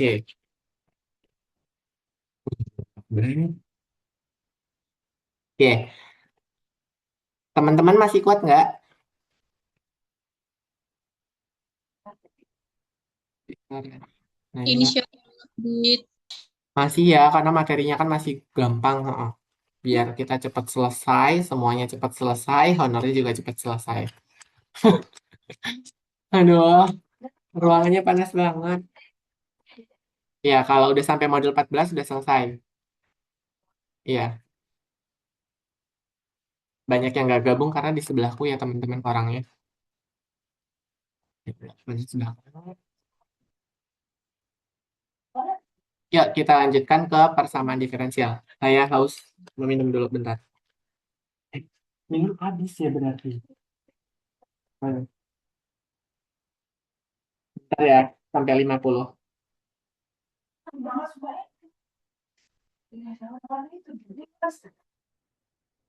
Gue juga nggak kocak.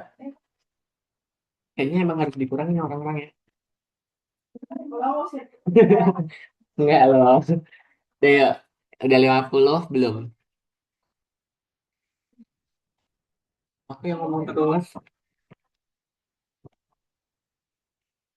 Ini mereka orang betah banget ya. Tahun lebih loh. Nggak pakai kipas. Bukan, udah kebal kalau nggak dirasa. Udah ya, udah 50. Penyelesaian persamaan diferensial. Nanti materi yang penting itu tuh persamaannya ada autonomus, ada yang GYG pakai rasional, itu juga ada. Apa aja CPMK-nya? Mampu membedakan turunan dan diferensial. Bedanya itu apa sih antara turunan dan diferensial? Lalu mahasiswa mampu menemukan solusi umum dan solusi khusus. Ini satu paket nih, poin 2 sama 3. Biasanya ada beberapa pertanyaan yang diminta cuman solusi umum aja. Tapi kalau ada batasan nilai awal, itu berarti mencari solusi khusus dengan nilai awal yang diberikan. Apa sih diferensial atau turunan? Misalkan Y sama dengan fx adalah fungsi yang terturunkan dari variabel bebas X, maka delta X itu disebut dengan pertambahan sebarang dalam variabel bebas X. Sedangkan dx itu disebut dengan diferensiasi variabel bebas X yang ekivalen dengan delta X, sedangkan delta Y adalah perubahan. Sebenarnya di dalam variabel Y, ketika X berubah dari X ke X plus delta X, maka delta Y itu adalah Fx plus delta X dikurang dengan Fx. dy juga disebut sebagai diferensial variabel tak bebas Y didefinisikan oleh dy f aksen dx. Lalu apa? Turunan atau derivatif dianggap sebagai hasil bagi dua buah diferensial. Diilustrasikan sebagai berikut. Kalau saya punya Y sama dengan Fx, turunan terhadap X dapat ditulis sebagai dy dx atau f aksen X ekivalennya kan ya. Nah, dari definisi diferensial sebelumnya, dy itu dapat dikatakan f aksen dx. Jadi kayak pindah ruas lah ya bahasanya, tapi nggak boleh ngomong pindah ruas. Karena f aksen x merupakan turunan y terhadap x, maka f aksen x itu dapat disubstitusikan dengan dy dx. Sehingga diperoleh dy itu f aksen dx dan berubah menjadi dy itu adalah dy dx dx gitu ya. Karena simbol dx paling kanan merupakan diferensial variabel bebas x, sehingga kedua ruas persamaan boleh dibagi dengan dx masing-masingnya. Maka diperoleh dy dx itu ekivalen dengan dy dx gitu. Lalu persamaan diferensial itu apa? Persamaan yang diselesaikan gitu ya, menggunakan langkah-langkah berikut. Dengan cara apa? Didefinisikan variabelnya dulu, dipisahkan pada masing-masing variabel, X ikut X, Y ikut Y, Z ikut Z. Nggak boleh ikut campur pokoknya. Kalau X ke Y itu nggak boleh, Y ke X itu nggak boleh. Nanti jadinya turunan implisit. Nah, berarti dia harus dipisahkan ke masing-masing variabel. Lalu keduanya kalau sudah terpisahkan itu diintegralkan. Kalau dia terdapat fungsi logaritma, maka dieksponensialkan kedua ruasnya supaya apa? Saling inverse dan kembali ke bentuk umum. Lakukan proses aljabar sehingga diperoleh solusi umum Y sama dengan Fx, dan ketika memperoleh solusi khusus itu substitusikan nilai awal yang diberikan pada persamaan diferensial. Berikut langkah-langkahnya, terdapat 5 tahap, diselesaikan dengan baik-baik gitu ya.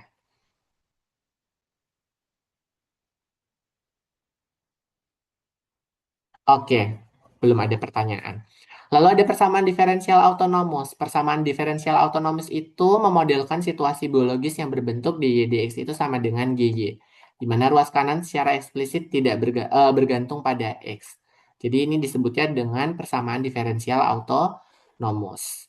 Yang perlu ditekankan caranya nih, berdasarkan definisi dy dx sama dengan gy, itu kita tuntun dan kita ubah jadi dy sama dengan gy dx. Dah ngikut nih.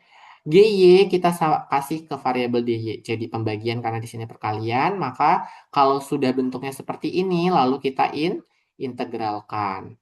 Nah, kalau ketika diintegralkan, dia akan memiliki dua solusi. Ada kasus yang ini, ada kasus yang bawahnya. Kalau kasus yang pertama, GY-nya itu adalah K dikalikan Y min A, hasilnya nanti akan seperti ini.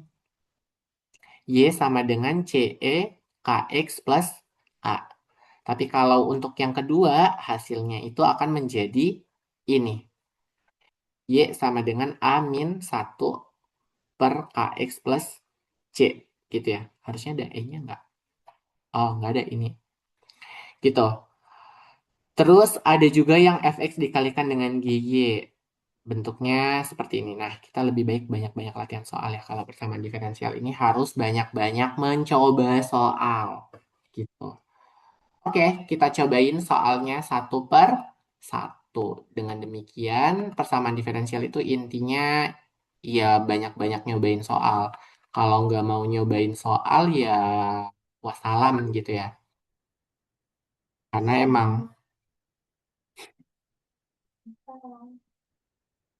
saya lupa lagi cara mengembalikan fungsi. Ntar lihat modulnya dulu. Karena kalau nggak lihat modul, bingung nanti. Bang, data.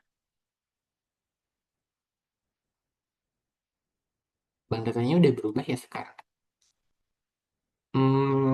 Mates 2. Modul 2020. Modul 3. Nah, tadi tuh ada soal nih yang suruh mengembalikan bentuknya ya.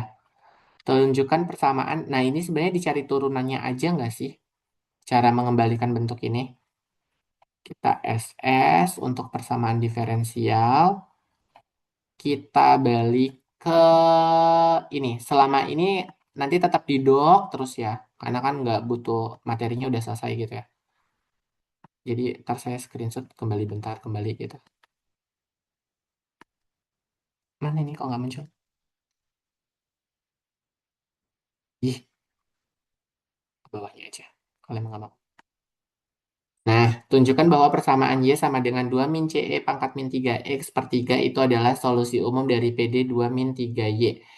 Caranya gimana kalau kita pengen mengembalikan dari solusi umum ke ke persamaan diferensialnya. Caranya itu adalah sebagai berikut gitu ya. Kalau suara aku jadi serak-serak gitu ya. Iya kan? Nah, ya tinggal diturunkan saja ya, Y aksen gitu ya. Mana ini kok nggak mau? Nah, ini kayaknya gara-gara minum es ini. DY, DX itu sama dengan apa? DDX dari 2 min CE pangkat min 3X per 3. Nah, kita cari turunannya. U-nya itu adalah 2 min CE pangkat min 3X, maka U aksennya itu adalah 2 positif apa? Kalau eksponensial pangkat min 3X, ddx dari eksponensial min 3x. Berarti turunannya itu adalah eksponensial min 3x dikalikan dengan du dx. Du dx-nya apa? Min 3. Berarti min 3 eksponensial min 3x. Sehingganya ini 2 plus 3 eksponensial min 3x. C-nya ketinggalan. C gitu ya. Itu aksennya. V-nya itu adalah 3, maka V aksennya itu adalah 0. Ya udah berarti U aksen V ditambah UV aksen dikurang kalau pembagian dikurang UV aksen per V kuadrat. Berarti U aksennya apa? 2 ditambah 3 eksponensial min 3xc per V kuadrat. 3 dikuadratkan. Ini kita belum kurang ya. Dikurang dengan,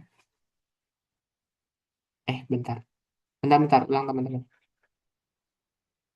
U aksennya adalah itu kan 2 tambah 3CE pangkat min 3X dikalikan dengan V-nya itu 3 dikurang U 2 min CE pangkat min 3X dikalikan 0 per V kuadrat. Berarti 3 kuadrat. Kan 9 gitu ya. Nah, berarti ini sama dengan apa? Sama dengan 2 kali 3, 6 plus 9 CE pangkat min 3X min 0 per 9. Gitu kan ya? Artinya kita punya dy dx-nya itu adalah ini. Ini untuk dy dx. Kita anggap ini sebagai persamaan yang pertama. Nah, kita pengen kira-kira jawabannya ini sama nggak sih ketika kita substitusikan kita kita substitusikan kemana? Substitusikan persamaan y ke persamaan diferensialnya, gitu ya. Kan tadi kita peroleh y-nya itu caranya y-nya tadi berapa? Y-nya itu 2 min CE pangkat min 3X per 3 gitu ya. Berarti kan kita punya y-nya sama dengan udah lupa lagi 2 min CE 2 min CE pangkat min 3X per 3. Kemana? Ke PD. Coba persamaan diferensialnya tadi apa? 2 min 3Y kan? Berarti dy dx sama dengan 2 min 3Y dikalikan dengan 2 min CE pangkat min 3X per 3. Gitu. Berarti hasilnya apa? 2 kali 2, 4. 2 kali min CE berarti min 2 CE pangkat min 3X. Gitu kan ya? Salah. Ini berarti kalian ngalur aja. Berarti 2 dikurang 3 dikalikan y-nya yang ini ya. Y-nya berarti 2 min CE pangkat min 3X per 3. Berarti ini sama dengan apa? 2 kali 2, 4. Min 3 kali, 2 kali ini dulu ya. 2 kali min CE berarti min 2 CE pangkat min 3X. Min 3 kali 2 berarti min 6. Dit, Hmm. kok Salah deh. dikali? Salah. Iya lagi. Dikali dulu ya. Ini Ya, gini. si tiganya kan Ya, habis 2 tuh. dikurang 6 min CE pangkat min 3X. Gitu kan ya? Per, Tiganya langsung ini aja, coret aja. oh iya.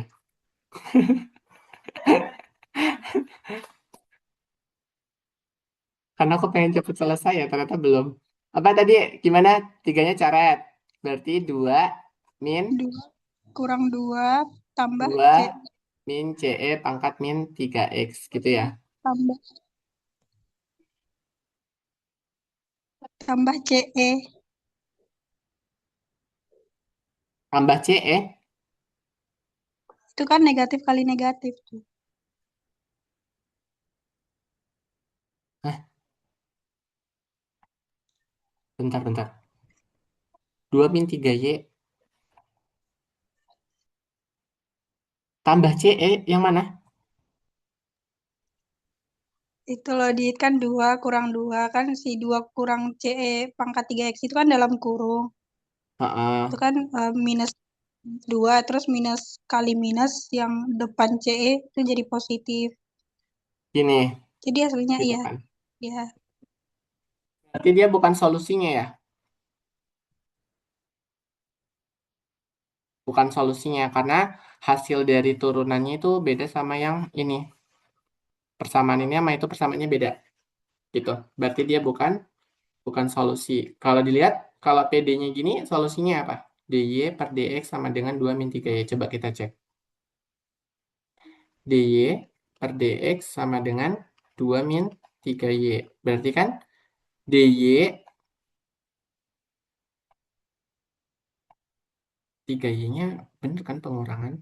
Bener kok. Berarti kalau pindahkan gini. Berarti DY sama dengan DY sama DY dengan per 2 min 3Y dikalikan dengan DX. Maka DY per 2 min 3Y sama dengan DX. Integralkan. Berarti ln mutlak dari 2 min 3Y turunan dalamnya berapa? 1/3 ya? Min 1/3 kan? Sama dengan X plus C. Gitu kan ya? Berarti ln dari 2 min 3Y itu sama dengan min 3X plus A. Ubah aja. Eksponensial dari ln 2 min 3Y itu sama dengan eksponensial min 3X plus A. Berarti 2 min 3Y sama dengan eksponen min 3X dikalikan dengan A. Gitu kan ya? Betul? Betul kan? Artinya min iya, 3Y itu sama dengan eksponensial min 3X AX, AE udah jadinya kan? Plus min 2. Maka Y itu sama dengan AE pangkat min 3X min 2 per min 3. Berarti Y-nya sama dengan apa? 2 min AE pangkat min 3X. Y sama dengan 2 min AE pangkat min 3X per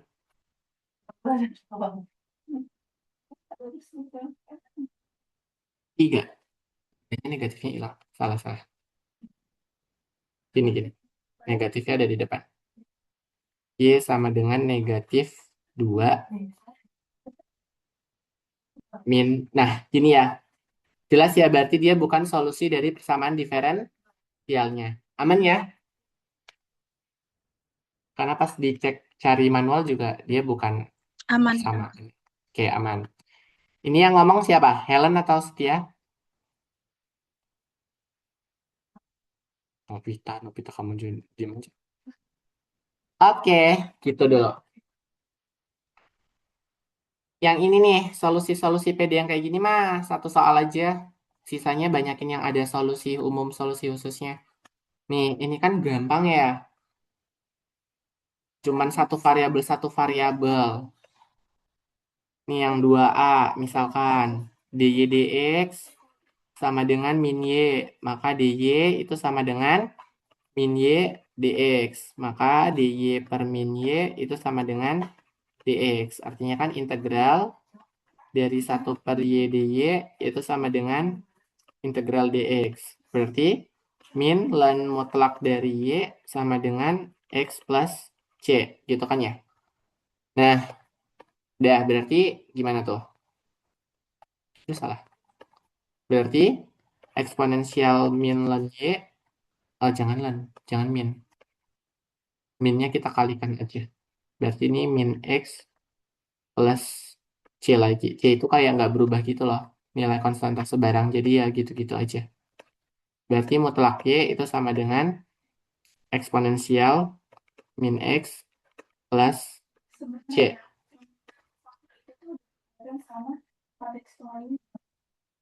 Oke, berarti mutlak y itu sama dengan eksponensial min x dikalikan dengan a.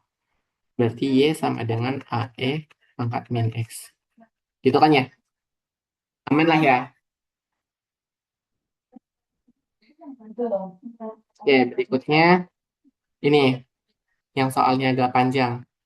Kalau yang itu 2 soal juga cukup itu karena cuma satu variabel doang.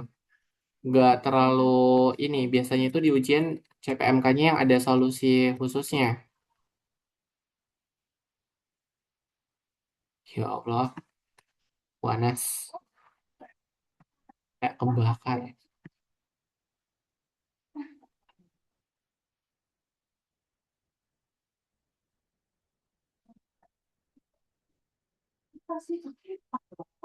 Mana?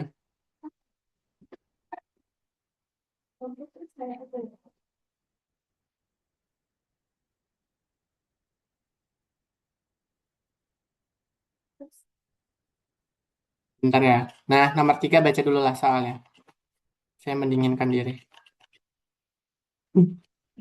Panas banget ya Allah.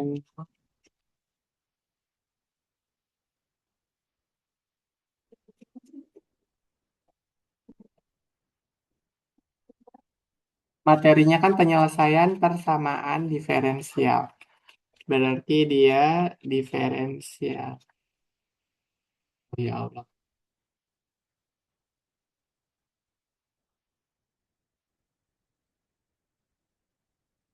Siapa yang lupa? Oh iya, bukunya Claudia. Claudia Nuasher, Kalkulus.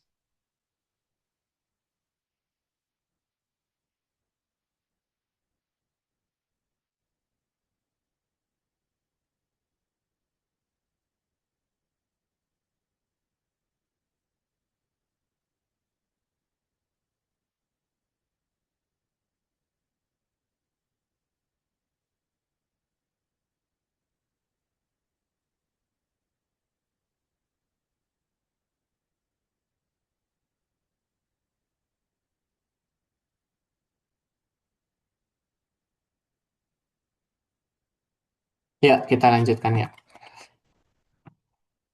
Misalkan LT menyatakan panjang ikan pada saat T, asumsikan perubahan ikan tersebut mengikuti persamaan bond Bertalanffy. DLDT dinyatakan sebagai K kali 34 min L dengan L0-nya sama dengan 2. Berarti ketika ketika X-nya 0, Y-nya sama dengan 2 gitu ya. Itu untuk kasus nomor 22 atau nomor 3 di soal tutorial tahun lalu gitu ya.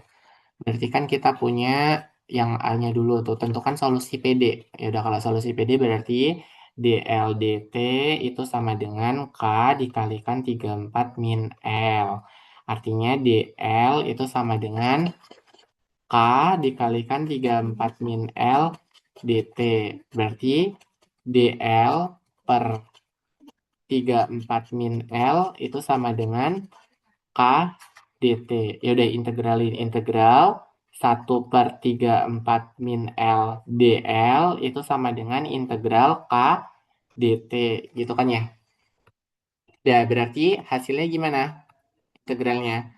Ln ini turunan dalamnya min gitu kan berarti min ln 34 min L gitu kan ya min L sama dengan KT plus C1. Biasanya itu awal-awal ada C1-nya gitu. Min-nya kita buang, berarti kita punya ln 34 min L sama dengan min KT min C1. Nah, C itu pokoknya nanti bakal jadi A gitulah. Mau A besar atau C besar itu sama aja. Karena dia konstantase barang yang memang gak ada nilainya nggak tahu gitu ya. Pangkat ln 34 min L itu sama dengan pangkat min KT min C1. Berarti kan ini mutlak dari 34 min L itu sama dengan eksponensial min KT dikali eksponensial min C1. Berarti 34 min L itu sama dengan AE pangkat min KT. Di sini kasih pemisalan. Pangkat min C1 itu sama dengan A itu juga boleh. Mau C besar, mau Z juga boleh. Nah, artinya 34 min L kan tadi kita punya AE pangkat min KT plus minus ya harusnya. Plus minus itu nanti bisa kita ubah kok. Plus minus. Ini plus minus karena mutlaknya nggak ada. Nah, berarti plus minus A itu sama dengan A lagi gitu ya. Artinya L itu sama dengan apa? 34 min AE pangkat min KT.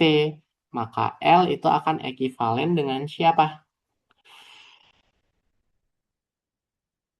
Karena min A itu tuh tidak berpengaruh gitu ya. Mau min atau apa berarti ini sama dengan 34 plus AE pangkat min KT. Jadi baik A itu mau negatif positif nilainya tetap positif. Sebarang dari jadi min A itu bisa jadi A lagi gitu. Itu untuk penyelesaian persamaan PD-nya. Nah, kita tahu L-nya itu adalah itu. Terus kita punya kondisinya. Tentukan panjang ketika T-nya sama dengan 10 gitu ya. Sebelum sampai situ, kita substitusikan dulu L0 sama dengan 2. Kalau diberikan L0 sama dengan 2, berarti T-nya itu sama dengan 0, Y-nya itu sama dengan, kok Y? L-nya dong berarti. L-nya sama dengan 2. Ya udah berarti L sama dengan 34 plus AE pangkat min KT. Berarti 2 sama dengan 34 tambah AE pangkat min K kali 0. Berarti 2 sama dengan 34 ditambah AE pangkat 0. Berarti A itu sama dengan 34 dikurang 2. Berarti A sama dengan negatif 32. Nah, dapat nih nilai awalnya A-nya itu adalah itu. Artinya LT bisa kita definisikan sebagai 34 ini solusi khusus. 34 dikurang 32 pangkat min KT gitu. Nah, ini solusi khususnya. Nanti ini buat jawab poin B. Poin B itu kan pertanyaannya ketika T-nya sama dengan 10 ya. Kita buka lagi soalnya. Ketika T-nya sama dengan 10, betul. Artinya ketika T-nya sama dengan 10, itu yang terjadi apa? Ya udah tinggal substitusikan aja. LT itu kan tadi sama dengan 34 min 32 pangkat min KT. Berarti 10 sama dengan 34 ya Allah. 34 min 32 pangkat min KT. Artinya 10 dikurang 34 sama dengan min 32 pangkat min KT. Biasa aku minta inilah bawahnya udah habis. Min 24 sama dengan min 32 pangkat min KT malu-maluin. Artinya apa?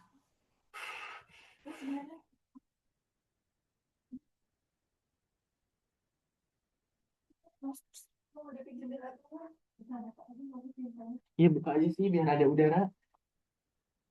Heeh.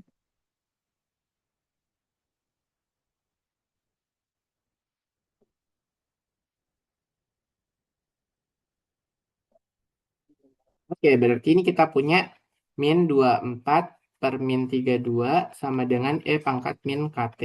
Gitu kan ya? Kok bisa gitu ya?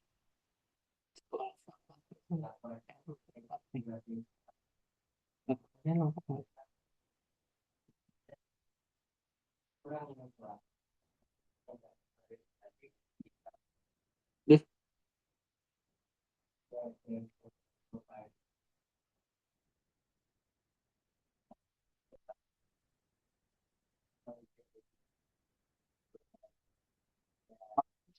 kurang soalnya. Use your solution in A to determine K under assumption that L4 sama dengan 0. Jadi dikasih tahu ini. Saya kan ini ketika T10. Hah? Soalnya nggak lengkap nih. Ini karena ngopi dari yang soal tutorial tahun lalu. Bukan di bukunya asli. Jadi ketika L4 itu sama dengan 10. Nah, kalau kayak ini kan jelas ya. Atau bisa tentukan panjang ikan ketika T sama dengan 10. Tinggal substitusi aja. Iya ya. Iya ya. Apa yang repot-repot? Ya udah L10 sama dengan 34 min 32 pangkat min KT. Berarti 34 min 32 eksponensial min K kali 10. Tapi kan nggak bisa diselesaikan.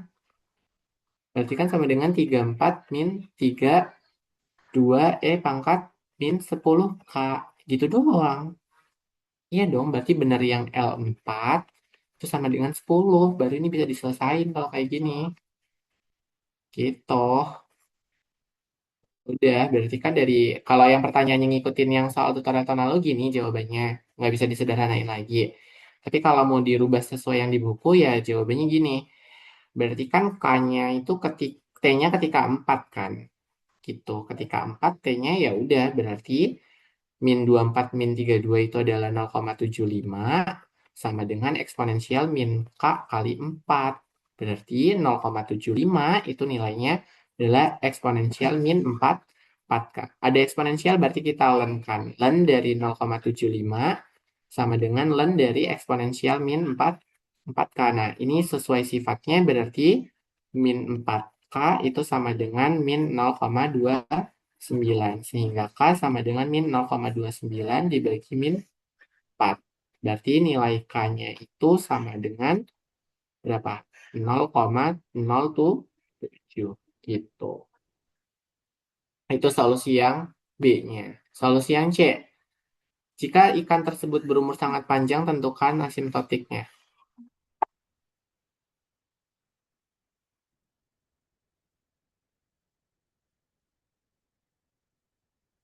Dia bakal apa? Jika ikan tersebut berumur sangat panjang, tentukan nilai asimtotik dari panjang ikan ketika limit T.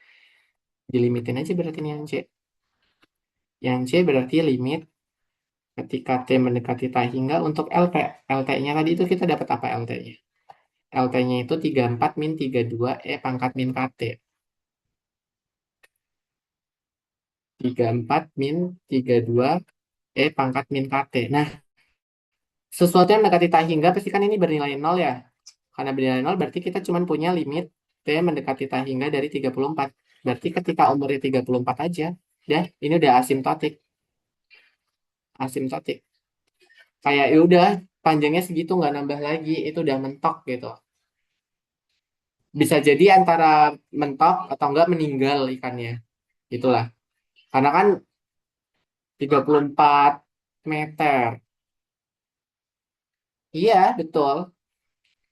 Kayak umurnya nggak nambah. Atau umurnya nggak nambah ya kalau nggak tingginya nggak nambah. Itu inti pada dasarnya untuk yang nomor 3. Ada pertanyaan? Sebelum dilanjutkan ada pertanyaan?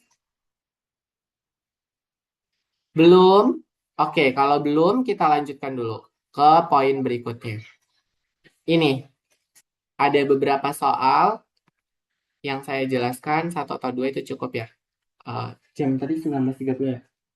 20.30, 21.30, 20.30, 22.30. Ya, setengah jam lagi ya, sampai jam 10. Kita coba yang PD ini dulu. Oke, mau yang nomor berapa? Request deh. Saya cap ini, biar nggak bingung. Belum ya, nggak jadi ngomong kayak gitu. Oh. Ayo, mau yang nomor berapa? Ayo, ayo, ayo. 25, 26, 28, 29, 30. 27 nggak dimasukin soalnya. Karena mirip sama 25, 26. Ini aja yang nomor 28. Karena 28 itu merasionalkan. Kita sambil ingat teknik pengintegralan fungsi rasional.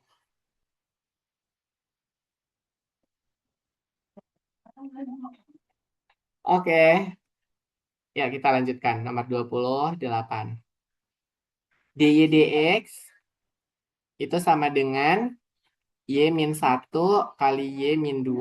Ketika Y0-nya sama dengan 0. Artinya ketika X-nya 0, Y-nya juga nilainya 0 gitu ya. Berarti dy per Y-1 kali Y-2 itu sama dengan dx. Ya udah ini tinggal integralin. Nah, kita punya fungsi rasional A per Y-1 ditambah B per Y-2 itu sama dengan apa? Integral rasional lagi nih. 1 per Y-1 kali Y-2. Selesain dulu integral rasionalnya. Berarti A kali Y min 2 tambah B kali Y min 1 sama dengan 1. Yang bawah kan udah sama. Berarti AY min 2A ditambah BY min B itu sama dengan 1. Artinya yang ada YY-nya kita gabungin berarti AY tambah BY itu berarti min 2A min B sama dengan 1. Berarti Y kali A tambah B itu min 2A min B sama dengan 1. Artinya kita punya persamaan. A tambah B-nya itu 0, min 2A, min B-nya sama dengan 1. Berarti B-nya sama dengan min A. Gitu kan ya. Berarti min 2A min A sama dengan 1. Maka min 2A ditambah A. Berarti kan hasilnya min A kan.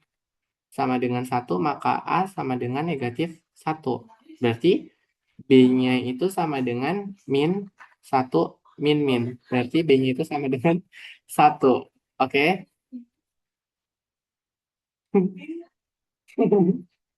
Oke. Udah ya. B-nya 1, A-nya min 1 gitu ya. Berarti kita punya integral min 1 per Y min 1 ditambah 1 per Y min 2 dy sama dengan integral dx. Berarti kan ini hasilnya min ln Y min 1 ditambah ln Y min 2 sama dengan X plus C1. Berarti ini kalau kita ubah berarti ln Y min 2 per Y min 1. Sifat ln A min ln B. X plus C1. Berarti eksponensial ln dari Y min 2 per Y min 1 sama dengan eksponensial X plus C1. Gitu kan ya? Oke, kita turunin ke bawah dulu. Berarti kalau dilenkan sisanya kita punya Y min 2 per Y min 1 sama dengan eksponensial X dikalikan eksponensial C1. Berarti kan Y min 2 mutlaknya hilang ada plus minus. Berarti kan plus minus E pangkat C1 dikali E pangkat X. Gitu kan ya. Artinya kita punya Y min 2 per Y min 1 itu sama dengan AE pangkat X. Gitu kan ya. Yaudah, kita udah punya AE pangkat X, kita tinggal lanjutkan ke bawahnya. Kita tadi punya nilainya itu Y min 2 per Y min 1 sama dengan AE pangkat X. Berarti Y min 2 sama dengan Y min 1 dikalikan AE pangkat X. Berarti Y min 2 sama dengan Y AE pangkat X min E pangkat X. Berarti Y min Y AE pangkat X sama dengan min AE pangkat X plus 2. Berarti Y-nya kita keluarkan. 1 min AE pangkat X sama dengan min AE pangkat X plus 2. Berarti Y-nya itu 2-nya kita keluarkan. Depan AE pangkat X per 1 min AE pangkat X. Artinya ketika Y 0 sama dengan 0, artinya apa? Y sama dengan 2 min AE pangkat X per 1 min AE pangkat X. Berarti 0 sama dengan 2 min AE pangkat 0 per 1 min AE pangkat 0. Berarti 0 sama dengan 2 min A. Gitu kan ya. Maka nilai A-nya itu sama dengan 2. Betul nggak? Nilai A-nya 2. Betul ya? Oke. Nilai A-nya kita tahu 2. Berarti kita kembalikan ke solusi umumnya. Kan ini tadi solusi umum nih. Solusi umum. Solusi khususnya berarti Y sama dengan 2 min E pangkat X per 1 min 2 AE. 1 min AE pangkat X.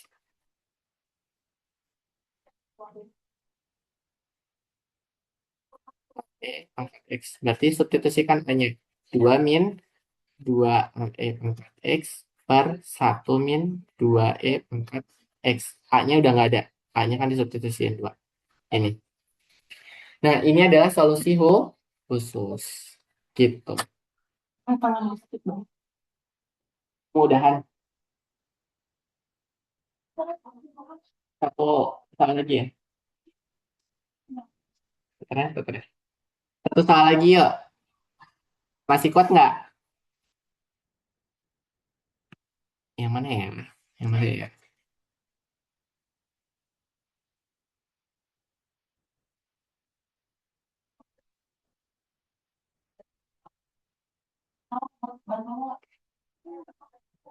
Nomor 5 itu sama enggak deh. Nomor 6 itu solusinya. Oh, ini aja deh yang bentuk ini.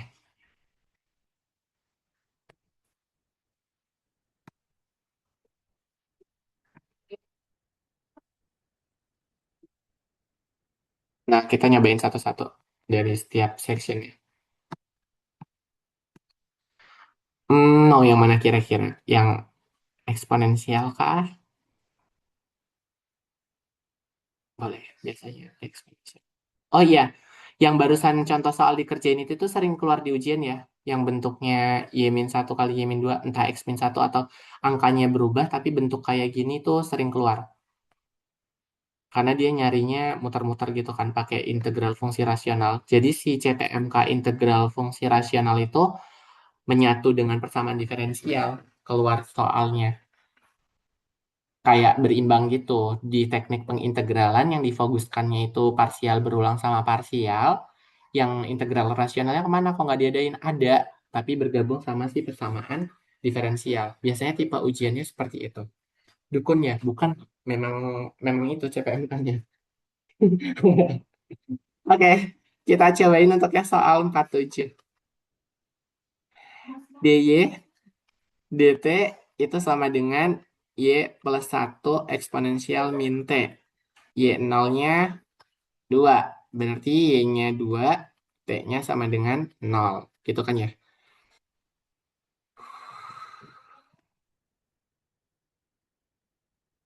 Ya kalau napasnya gede, soalnya panas banget. Oke, kita tinggal integralkan seperti biasa.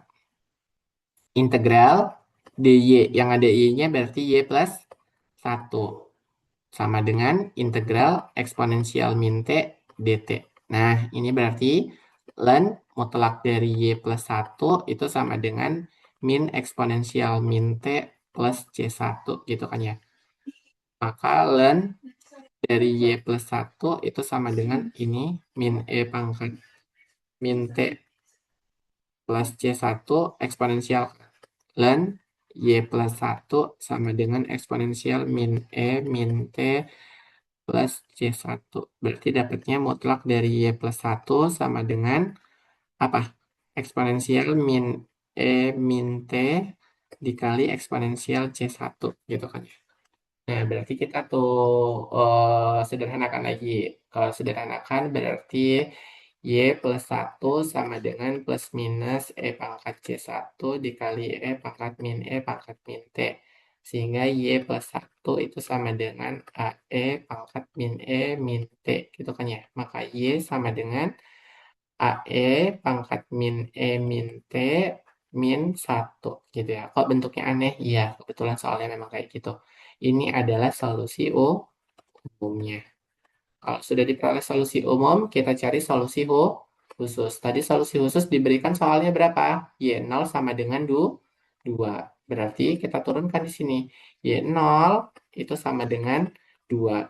Artinya Y sama dengan AE pangkat min E min T min 1 itu Y-nya adalah 2 sama dengan AE pangkat min E pangkat min 0 min 1. Berarti apa? 2 sama dengan apa? 2 A E pangkat min 1 min 1. Berarti ini 2 sama dengan A per E min 1. Atau hasilnya apa?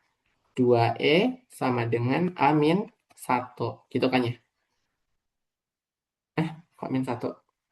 Ntar dulu. Min E dong. Karena kan samakan penyebutnya dulu. Gini ulang. Tulisannya biar cukup.